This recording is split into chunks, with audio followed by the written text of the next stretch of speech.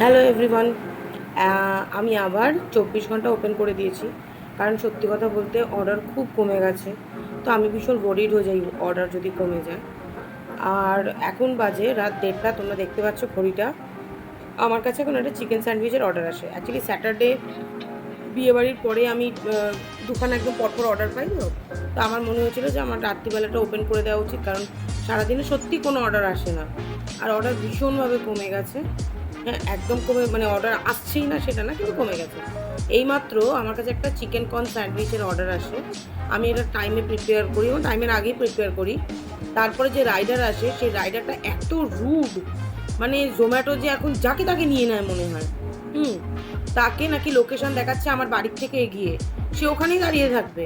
আমি তাকে বলছি আমি মে মাস থেকে শুরু করেছি, কেউ কোনো দিন বলেনি যে আমার লোকেশনটা ওখানে দেখাচ্ছে, ওনাকে নাকি দেখাচ্ছে। বলছি কাকে কি করেছো আমার দেখার দরকার নেই।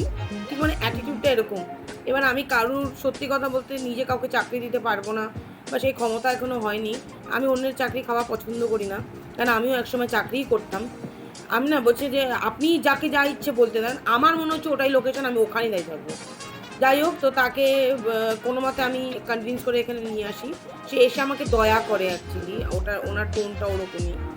এবং আমি সত্যি কথা বলতে আজকে, মানে মে মাসের 10 তারিখ থেকে জোম্যাটো অর্ডার মানে অন করেছি। কোনো দিন কাউকে এত খারাপ রেটিং দিইনি। লোকে আমাকে দেয়, তাদের তো সেটা তাদের মেন্টালিটি। হুম তো আমি না আজকে খুব বাজে একটা রেটিং 1 স্টার দিয়েছি। তার রুড বিহেভিয়ার এবার ঠ্যাঁটার মতো তর্ক করে যাচ্ছে, আমার ওটাতে আরও বিরক্ত লেগে যাচ্ছে। যাই হোক, তাদের এই বাজে বিহেভিয়ারের জন্য প্লিজ জোম্যাটো মাঝে মাঝে না একটু নিজেদের যে সার্ভিস ম্যানগুলো আছে না, তাদেরকে একটু চেক করুন।